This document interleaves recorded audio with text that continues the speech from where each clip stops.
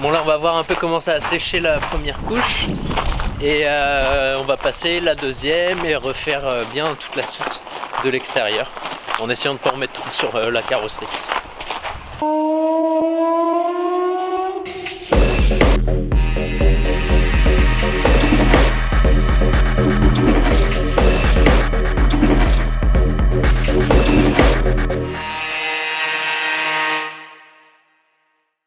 Alors c'est comment? Bah c'est cool.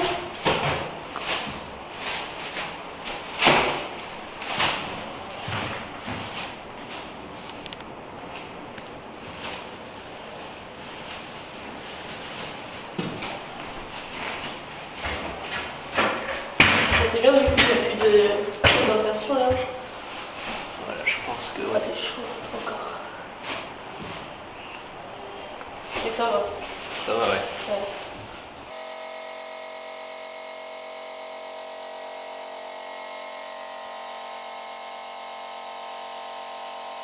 Bon, on part pour la deuxième couche. On va essayer d'uniformiser au mieux quoi. Je sais pas ce que ça va donner mais...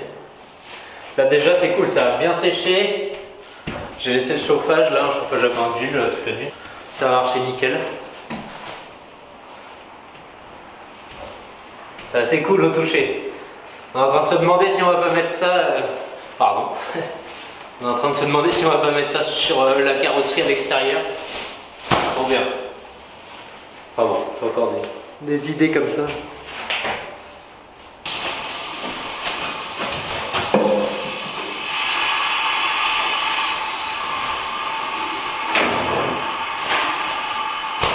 Allez.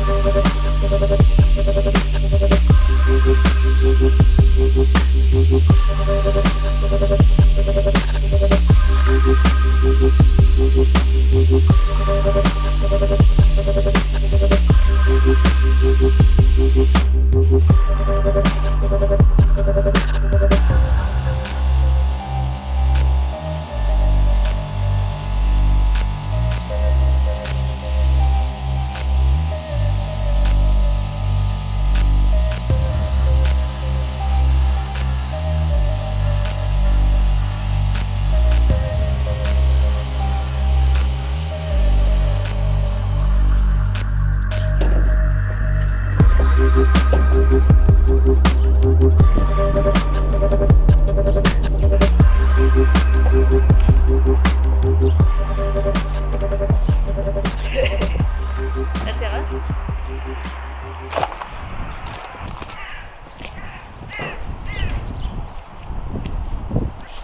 Non.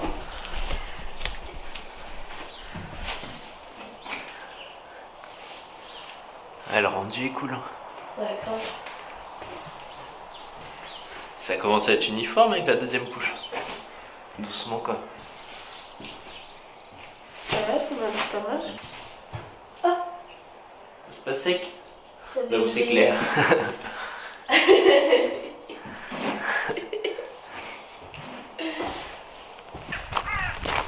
On a fait une deuxième couche bien plus épaisse et du coup là ça met un peu plus de temps à sécher, donc en attendant bah, je vais vous montrer la soute à gaz que j'ai quasiment fini.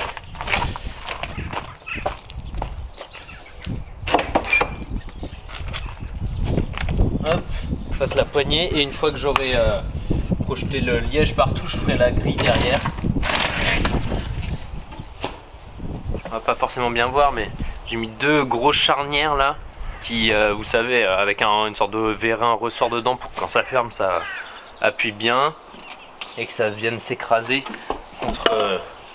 contre les joints. Donc là il y a des joints en caoutchouc et j'ai tout jointé avec de la colle PU, tous les bords, et j'ai projeté avec du liège. Bon, il a fait bien froid là ces derniers jours et cette nuit aussi, et là il fait beau, donc on va aller voir niveau condensation ce que ça a donné avec le liège. Parce qu'il y en a pas mal qui nous ont demandé pour l'efficacité et tout. Puis nous, bah, c'est la première fois qu'on en pose, donc on va voir. Faut savoir que avant qu'on mette le liège, là, genre une journée comme ça, un matin, là il est 8h. Ici, on avait des gouttes. Là, sur tout le plafond, on avait des énormes gouttes et au sol, il y avait plein de taches d'eau. Donc c'était vraiment, il y avait beaucoup de condensation. Et là, bah, il n'y en a pas un pet. C'est cool. Toucher quand même. Voir.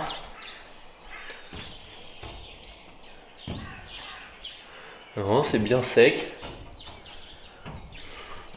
Donc nickel. Ouais, regardez la condensation qu'il y avait avant. Donc là, on voit toutes les gouttes. Voilà. Et là, plus une seule. On voit bien la différence. Donc vous voyez là, je sais pas si on voit, mais je suis pas encore aller bien dans les recoins. Il faut que je fasse une bonne couche. On voit que la colle a été, mais pas assez les petits grains de liège. Donc voilà. Et c'est bon, on a trouvé un réseau pro qui veut bien nous livrer des tasseaux. Donc on va pouvoir commander la Biofib Trio avec Femat et on va pouvoir poser tout ça. Donc on va faire au plafond, on a un peu galéré à réfléchir vu que il y a tous ces petits longerons là en alu et tout, c'était un peu relou. Et donc au final ce qu'on s'est dit c'est qu'on va mettre nos chevrons, ils font 5 mètres, donc on va les mettre comme ça, on va en mettre un et demi à peu près dans la longueur. Et on va les visser directement là, paf, paf, avec des vis autoforeuses dans les tranches. Comme ça, ça sera bien tenu tout le long, ça sera solide.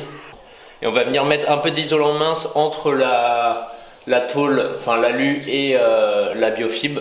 Vu que va y avoir quand même 3 cm d'air, on s'est dit autant mettre un peu d'isolant en plus.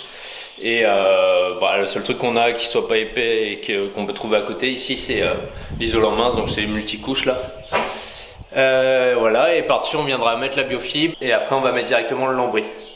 Et au sol ça va être pareil en long, sauf que bah il n'y aura pas de multicouche, ça va être le liège Biofib Trio et par-dessus ça va être OSB qui est un bon isolant aussi quand même. Puis après on refera le plancher, le faux plancher, etc. Voilà. Et si vous avez des choses à nous conseiller pour l'isolation au plafond et tout, des techniques, parce qu'on a pas mal réfléchi pour la hauteur et tout, si on mettait pas la laine un peu dedans mais qui dépasse dans les rails, là, etc. Et au final, ouais, ce qu'on a trouvé, bah, je vais vous montrer un petit schéma, ce sera plus explicite. Mais voilà, si vous avez des idées avant qu'on la pose, c'est avec plaisir. Donc, il y a notre toit comme ça, de profil. Les longerons en métal, là, comme ça. Donc, ils descendent un poil plus bas. On va mettre les longerons, nous, dans la longueur. Donc là, on voit de l'arrière du camion. Hop, il va y avoir du multicouche qui va passer comme ça entre nos chevrons et entre les longerons en métal. Hop, comme ça vient un peu boucher la lame d'air qui est là en laissant un peu d'air des deux côtés. Et ensuite on viendra mettre donc la biofibre, là fait 60, donc on a trouvé des tasseaux des chevrons de 63 par 40 je crois, 63 par 38. Donc ça laisse un peu d'espace là pour l'épaisseur de l'isolant mince. Voilà, et par-dessus, on viendra directement mettre le lambris. Au sol, on va mettre pareil les chevrons dans la longueur, la biofibre directement entre les longerons, les chevrons, entre les chevrons, et par-dessus une dalle d'OSB 3 de 9 mm. Donc ça fait une bonne isolation aussi en plus. On a regardé là avec la calculatrice Ubacus. Je vous mettrai le lien en description, c'est pour savoir où la condensation peut se faire, le temps de déphasage des températures, taux d'humidité, etc. en fonction des isolants qu'on met et des épaisseurs. C'est vachement intéressant et vachement pratique.